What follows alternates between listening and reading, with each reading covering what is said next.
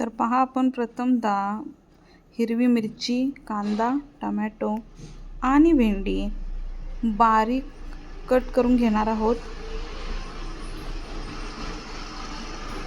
मी इथे बारीक करून घेतलेला आहे, तुम्ही बघताय. आपण एक पॅन घेऊन मंद आचेवर बारीक चिरलेली भेंडी प्रथमतः भाजून घेणार आहोत.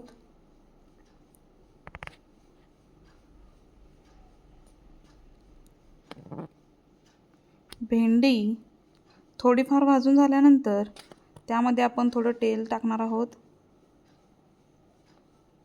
तेलामध्ये पुन्हा आपण भाजून घेणार आहोत. मस्त अशी थोडीफार करपूस आपण भाजून घेणार आहोत. भाजून घेतलेली भेंडी आपण एका ताटामध्ये काढून घेतली आहे.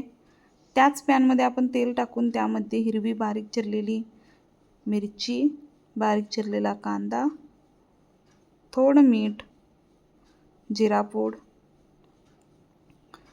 थोडीशी हळद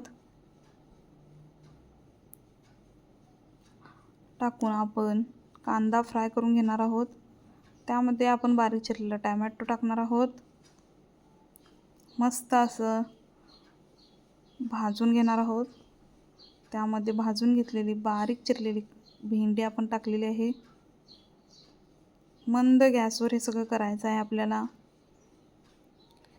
भेंडी भाजून घेतल्यामुळे आपल्याला भेंडीचा बिळबिळाटपणा भाजीला येत नाही. त्यामध्ये थोडं हलकंसं पाणी घालायचं आहे, पाणी जास्त घालायचं नाही. फक्त आपल्याला भेंडी वाफेवर शिजवायची आहे. हलकंसं पाणी घातलेलं आहे त्यामध्ये. आता आपण झाकण ठेवून 5 मिनटं थांबणार आहोत. झाकण उघडलेलं आहे, आपण बघताय तुम्ही. छान अशी भेंडी तयार झालेली आहे. मिरची भेंडी, चटणी न टाकता मिरची घालून झणझणीत अशी मिरची भेंडी तुमच्या समोर आहे. आवडली असेल तर नक्कीच सबस्क्राईब आणि शेअर करा, कमेंट करा.